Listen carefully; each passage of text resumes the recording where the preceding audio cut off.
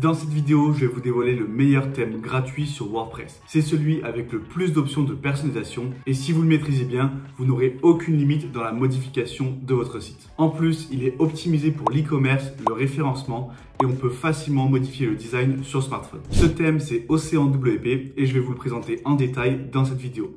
Vous avez juste à aller dans la bibliothèque de thèmes de WordPress, taper Océan WP, puis à l'activer. Ensuite, vous pouvez directement cliquer ici pour le personnaliser ou bien vous avez un raccourci ici et vous vous retrouverez sur le panel de personnalisation d'Océan WP. Vous pouvez voir qu'on a énormément d'options. On ne va pas toutes les voir dans cette vidéo parce que ça serait trop long. Mais à la fin de cette vidéo, je vous présenterai une solution pour vraiment maîtriser ce thème et connaître toutes les options de personnalisation. Donc nous, ce qu'on va faire, c'est qu'on va voir les options globales. On va aller dans Options générales. Ici, dans Style général, vous allez pouvoir définir votre charte graphique, donc la couleur principale et la couleur principale au survol. Vous voyez que là, si je passe sur du rouge, ça va changer la couleur qui est ici, ça change l'effet de soulignement. Si je survole un lien, pareil, ça passe en rouge et ça va changer tout un tas d'éléments sur le site. Par exemple, le bouton ajouter au panier, pareil. Donc là, voilà, ça serait une couleur qui serait utilisée un peu partout sur le site, notamment pour les boutons et pour les liens au survol. Et ici, ça sera la couleur principale au survol ou au clic. Donc là, par exemple, si je vais sur le blog et qu'on va voir le bouton publier le commentaire, vous voyez qu'au survol, il passe en noir. Et tandis que si je mets du orange, et bien là, ça sera en orange. Donc là, moi, souvent, en couleur principale au survol, je reprends la même que la couleur principale, mais juste, je vais la rendre un peu plus foncée pour que ça fasse une légère distinction. Voilà, comme ceci. Ensuite, la couleur d'arrière-plan du site, je vous conseille de laisser en blanc. Souvent, quand on met une couleur en arrière-plan, ça donne un rendu pas terrible. Donc, laissez en blanc, sauf si vous savez vraiment ce que vous faites. Et la couleur des liens, par défaut, ça va reprendre la couleur principale. Mais si vous voulez une couleur spécifique pour vos liens, eh bien, vous pouvez la modifier ici. Ensuite, dans Réglages généraux, on a la mise en page globale. Donc ici, on va pouvoir décider si on met le contenu en pleine largeur ou bien si on met une colonne latérale à gauche, à droite ou des deux côtés. Moi, je vous conseille de mettre le contenu en pleine largeur puisque souvent, les colonnes latérales, ça donne un rendu qui n'est pas terrible et ça va distraire l'utilisateur. Ensuite, on a d'autres options secondaires qu'on ne va pas voir dans cette vidéo. Ici, on a le titre de la page. Donc là, si je vais par exemple sur la page contact, là, vous voyez que par défaut, on est en style masqué. Mais si je me mets par exemple centré, là, ça va m'ajouter un titre que je vais pouvoir modifier. Donc là, vous voyez que sur la page contact, le titre a été créé directement avec Elementor. Mais si vous voulez générer directement des titres automatiquement pour vos pages grâce au thème, eh bien, vous avez juste à modifier le style ici et à modifier les différents réglages. Moi, je vais repasser en masqué. Et on va gérer nos titres avec Elementor plutôt. Ensuite, on a bouton du thème qui est également un réglage intéressant. Donc là, tout à l'heure, on a défini les couleurs globales de notre site. Mais si on veut des couleurs différentes pour nos boutons, eh bien, il va falloir les modifier ici. Je vais retourner sur l'espace blog et on va voir le bouton publier le commentaire. Voilà, ici, si je veux modifier sa couleur, je peux passer par exemple sur du vert. Et vous voyez que ça va modifier sa couleur et ça modifiera ça pour tous les boutons. Par exemple, le bouton ajouter au panier si vous avez une boutique en ligne, le bouton commander ou le bouton valider le panier. Enfin bref, tous les boutons qui sont générés automatiquement par votre thème seront modifiés. Vous pouvez également modifier la marge interne, donc l'espace qu'il y aura entre le texte et la fin du bouton. Et le rayon de bordure, c'est pour rendre le bouton plus ou moins rond. Donc, je vais laisser comme ça. Maintenant, on va s'intéresser au réglage d'en-tête, donc le menu du site. On va aller ici dans la section en tête, général. Et ici, on a différents styles. Donc, vous voyez qu'on en a pas mal. Je vous laisserai tester, voir celui que vous préférez. Mais par exemple, si je passe sur moyen, vous voyez que ça me change vraiment l'apparence. On a une barre de recherche ici, le menu qui est en dessous du logo et ici les icônes de réseaux sociaux. Moi, je vais rester sur minimal.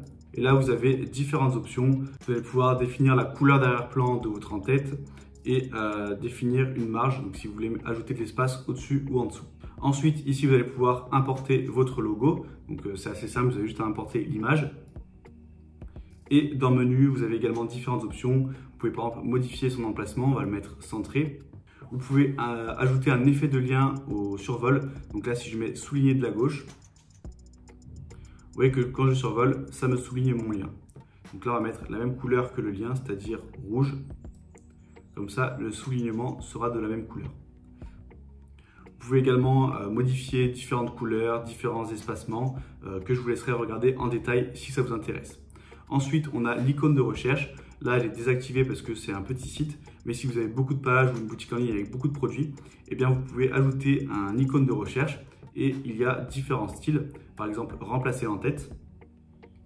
Ici, vous avez l'icône et quand on clique dessus, ça va remplacer l'entête pour mettre la barre de recherche. Ensuite, on a ce qu'ils appellent le menu social. Ça, je ne conseille pas forcément de l'activer. Vous voyez qu'on a les icônes de réseaux sociaux qui s'affichent ici, mais ça risque de surcharger le menu. Donc, à part si vos réseaux sociaux sont vraiment une partie importante de votre marketing, je vous conseille dans la plupart des cas de le désactiver et de plutôt mettre le lien dans le pied de page puisque c'est assez secondaire.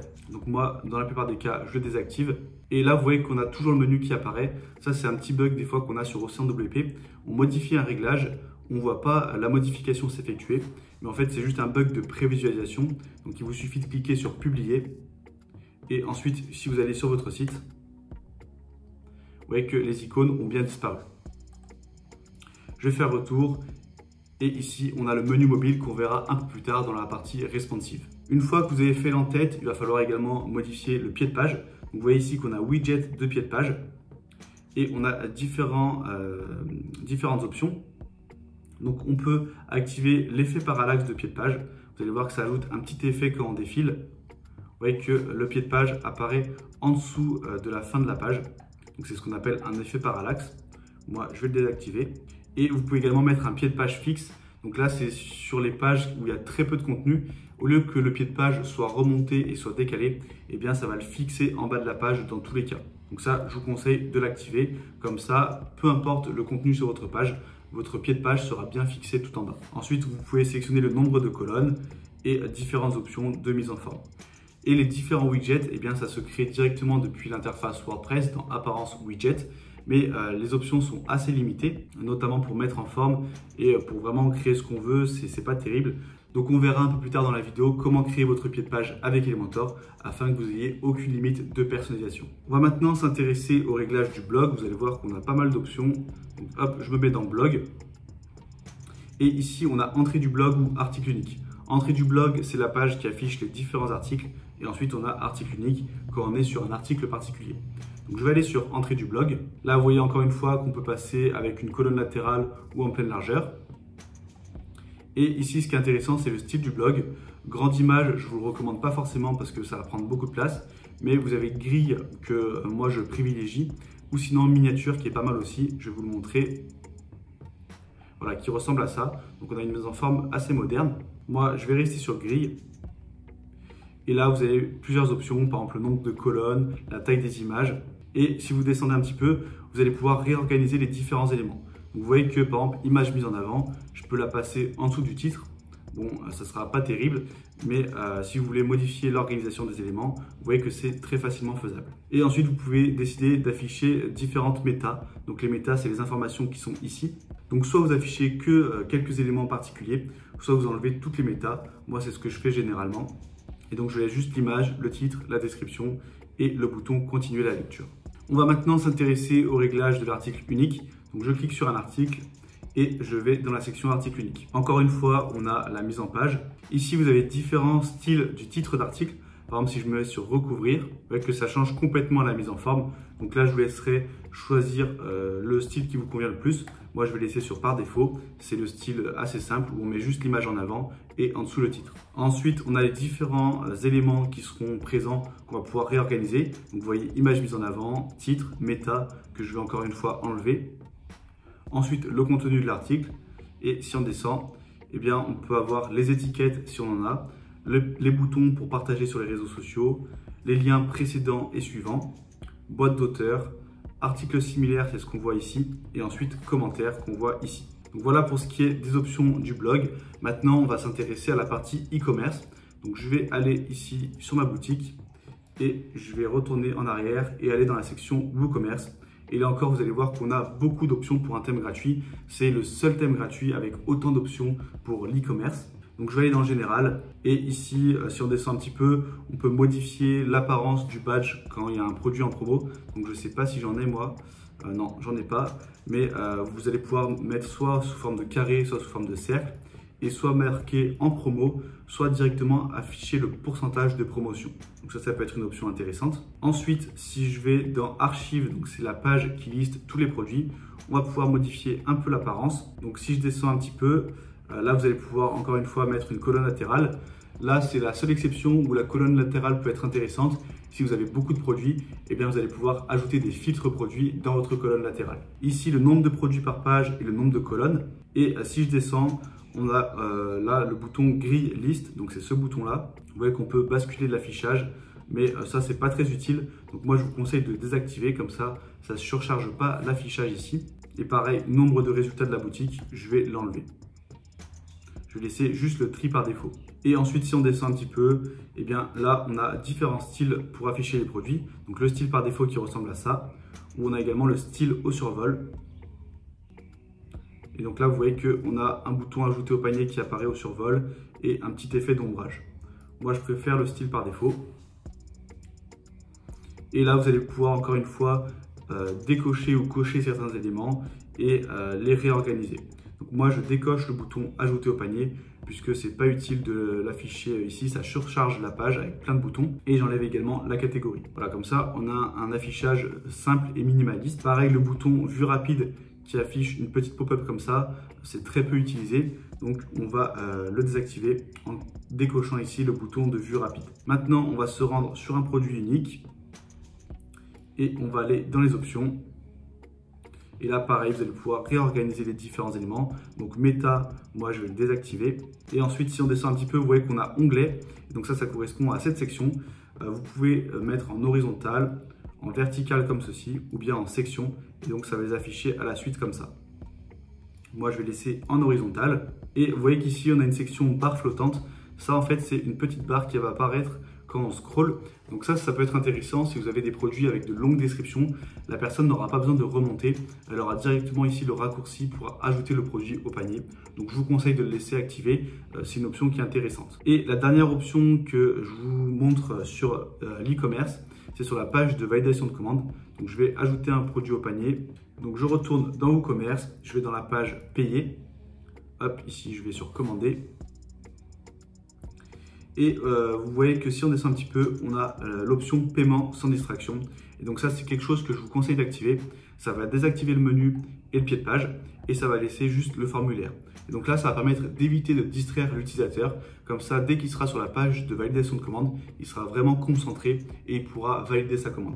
Ça va augmenter votre taux de conversion, c'est-à-dire augmenter le nombre de personnes qui commandent. Donc c'est vraiment une option qui est très intéressante et que je vous conseille d'activer. Maintenant, on va voir le responsive design, c'est-à-dire comment faire pour que votre site soit compatible sur smartphone. Donc ça, c'est un point qui est très important et vous allez voir qu'on a pas mal d'options avec OCNWP.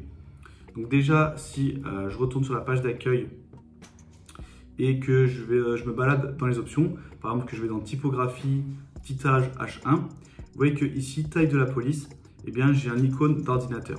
Et donc dès que vous avez cette icône, ça veut dire que vous pouvez modifier le réglage en fonction du type d'appareil. Vous cliquez dessus, vous vous mettez sur mobile et là l'affichage va automatiquement basculer en mode mobile.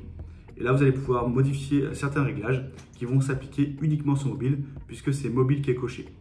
Ensuite, si vous cochez ordinateur, eh bien ça va s'appliquer de partout et c'est vraiment en faisant des réglages ensuite spécifiques sur tablette ou mobile que vous allez pouvoir modifier.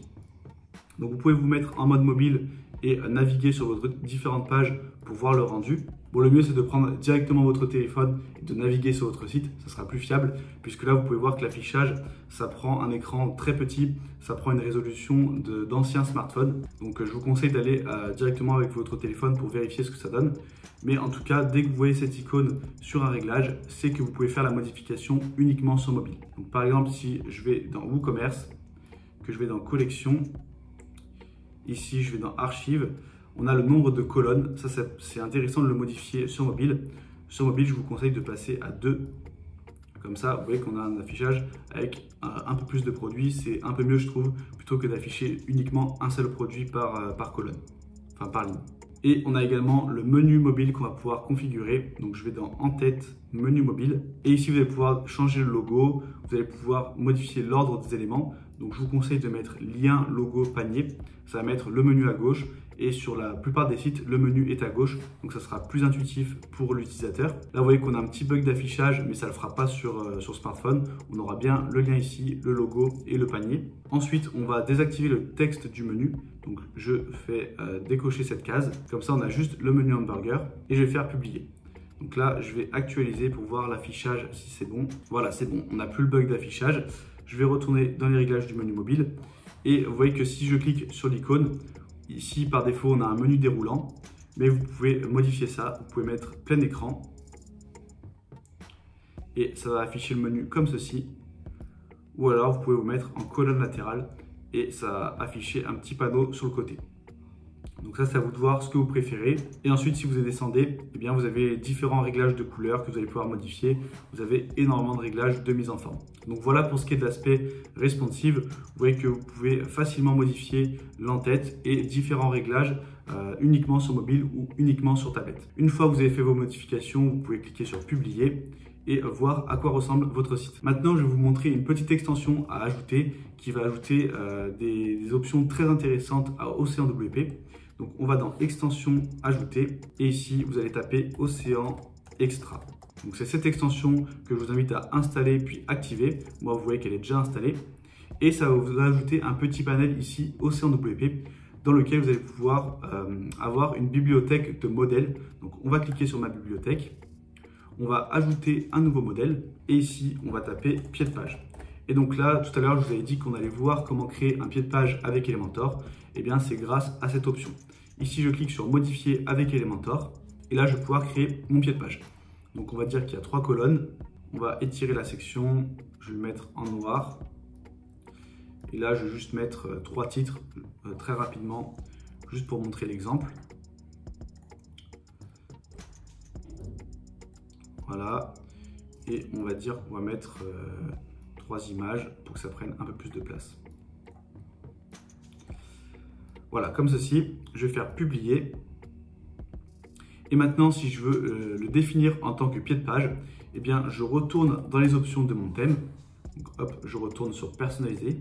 Je vais dans les widgets de pied de page. Et ici, vous voyez qu'on a sélectionné un modèle. Si je sélectionne, eh bien, on a notre modèle pied de page qui apparaît. Et maintenant, si je descends, on a notre nouveau pied de page. Par contre, on a une petite couleur de bordure un peu différente. Pour la désactiver, ici, on enlève les marges internes. Voilà. Et je fais publier. Et là, j'ai automatiquement mon pied de page qui va s'appliquer partout et qui sera créé avec Elementor. Et donc ça, le fait d'utiliser des modèles, quand vous allez explorer les différentes options d'Océan WP, vous verrez qu'à différents endroits, vous pouvez sélectionner un modèle. Et donc ça veut dire que vous allez pouvoir intégrer directement un modèle Elementor à différents endroits. C'est également le cas par exemple pour l'entête, mais aussi pour différents éléments un peu partout sur le site. Donc ça, c'est la première option qui est intéressante avec Océan Extra. Et ce qui est également intéressant, c'est le fait de pouvoir installer des démos. Donc je vais quitter ici mon modèle, je vais retourner dans le panel. Et vous voyez ici qu'on a installé des démos. Et donc, si vous descendez un petit peu, vous allez pouvoir explorer les différentes démos qui sont disponibles. Par exemple, si vous êtes coach sportif, vous allez pouvoir prévisualiser la démo. Donc, voici à quoi ressemblera le site. Et s'il vous plaît, eh bien, vous avez juste à retourner sur le panel, faire importer et ensuite suivre les différentes étapes. L'installation de démos, ce n'est pas forcément quelque chose que je recommande puisque vous allez vous retrouver avec un site avec différents réglages que vous ne maîtrisez pas. Et donc, si vous voulez modifier un élément en particulier, vous allez perdre du temps à retrouver le réglage en question. Donc, c'est pour ça, moi, je vous conseille de plutôt maîtriser WordPress, maîtriser votre thème. Ça va vous prendre un peu plus de temps au début, mais ensuite, eh bien, vous serez vraiment beaucoup plus libre dans la création de votre site. Et en plus, si dans le futur, vous créez un nouveau site, eh bien, vous aurez en tête tous les réglages et donc vous pourrez le créer beaucoup plus rapidement. Dans cette vidéo, on a vu donc les réglages de base d'Océan WP, mais là, je vous ai montré vraiment que 20% du potentiel de ce thème. Si vous voulez découvrir comment l'exploiter à 100% et découvrir des fonctionnalités qui sont vraiment très intéressantes, des fonctionnalités qui sont normalement payantes sur la plupart des thèmes, et bien là, je vais vous montrer comment les obtenir gratuitement. Si ça vous intéresse d'en savoir plus et de vraiment maîtriser ce thème en profondeur, je vous conseille de suivre donc ma formation Océan WP Hack. Vous trouverez le lien en description et donc vous aurez le lien de la page de présentation pour voir tout ce que vous allez découvrir. Mais pour résumer, dans cette formation, dans un premier temps, je vous présente tous les réglages un à un du thème. Comme ça, vous ne serez pas perdu quand vous arrivez dans le panneau de personnalisation, puisqu'il y a vraiment énormément d'options, énormément d'onglets. Donc là, je vous montre tous les réglages un à un et je vous explique pourquoi les utiliser, à quoi ils servent et si vous devez les activer ou non selon votre situation. Et ensuite, dans le second module, là, je vous présente vraiment des astuces beaucoup plus avancées où je vous montre des astuces qui sont très peu connues sur Océan WP pour faire des modifications plus poussées. Donc, on verra par exemple comment épingler n'importe quel élément, donc pour épingler votre en-tête, mais n'importe quel élément sur votre site. Comment personnaliser les pages WooCommerce gratuitement, donc les pages panier, validation de commande, les hooks. Donc ça, c'est quelque chose qui est sous-exploité, mais qui est très intéressant. Ça va vous faire sauter toutes les limites de personnalisation, puisque grâce à ça, vous allez pouvoir intégrer un design Elementor ou bien du texte ou n'importe quoi, n'importe où sur le site, à n'importe quel emplacement. Et je vous présente également d'autres options qui sont très rarement utilisées, mais qui pourtant sont très puissantes pour le marketing de votre site. Et dans le module bonus, je vous donne quelques bouts de code à copier-coller pour vous faire gagner du temps ou pour aller un peu plus loin dans la personnalisation de votre site. Donc si ça vous intéresse d'aller plus loin avec ce thème, eh bien vous trouverez le lien en description pour la formation Océan WP Hack. Vous pouvez télécharger gratuitement les 17 ressources WordPress indispensables. C'est une liste des meilleurs thèmes, outils et plugins pour bien débuter sur WordPress. C'est le bouton juste en dessous. Et si vous souhaitez développer vos compétences sur WordPress, abonnez-vous pour ne louper aucun tuto.